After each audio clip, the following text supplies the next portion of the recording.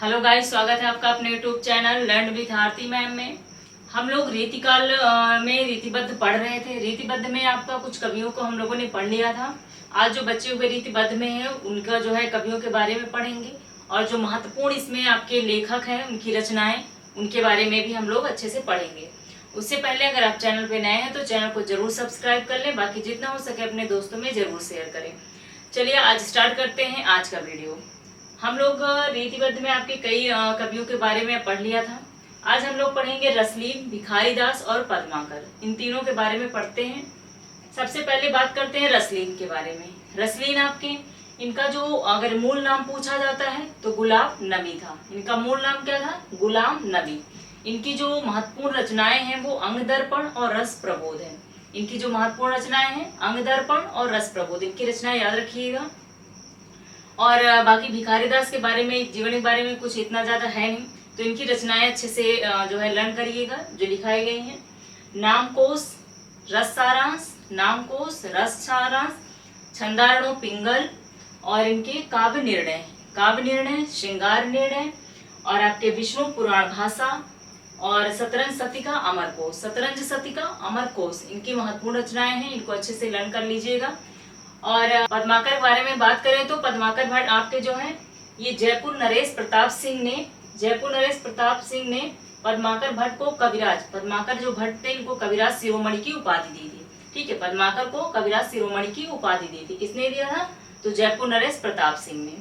और इनकी जो रचनाएं हैं हिम्मत बहादुर बिरदावली, हिम्मत बहादुर बिरदावली, जगत विनोद प्रबोध पचासा, जगत विनोद प्रबोध पचासा, और गंगा लहरी प्रताप सिंह बिरदावली, गंगा लहरी प्रताप सिंह बिरदावली, और कल पच्चीसी, राम रसायन, अलिजा प्रकाश, ये इनकी जो है रचनाएं हैं।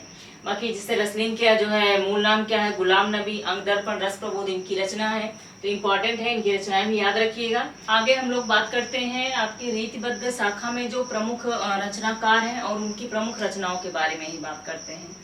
कौन कौन से प्रमुख उनके रचनाकार है और रचना है? तो सबसे पहले हम बात करते हैं चिंतामणि के। चिंतामणि की प्रमुख रचनाएं कौन कौन सी हैं? जितने भी लिखाए गए हैं बहुत ज्यादा इंपॉर्टेंट है, तो इनको अच्छे से आपको लर्न करना है। ठीक है, तो और चलिए स्टार्ट करते हैं। चिंतामणि की प्रमुख रचनाएं रसविलास, रसविलास, छंद विचार पिंगल, रसविलास, छंद विचार पिंगल, और श्रृंगार मंजरी, छंद विचार पिंगल, श्रृंगार मंजरी, कविकुल कल्पतरु, कृष्णचरित, काव्य विवेक, कृष्णचरित, काव्य विवेक, और काव्य प्रकाश, कवित्व विचार, और रामायण इनकी प्रमुख रचनाएं हैं। फिर से देख लीजिए एक बार।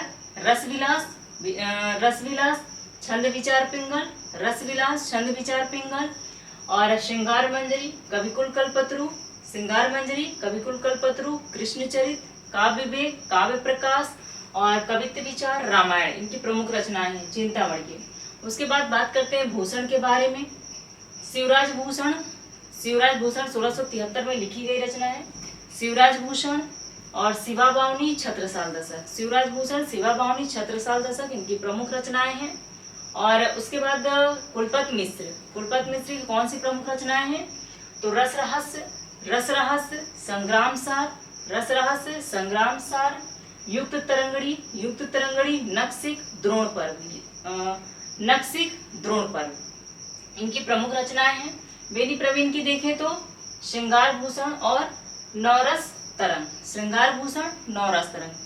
और याकूब खां की एकमात्र महत्वपूर्ण रचना है जो है रसभूषण, याकूब खां की रसभूषण। ये इनकी प्रमुख जो है रचनाकार हैं और इनकी प्रमुख रचनाएं हैं।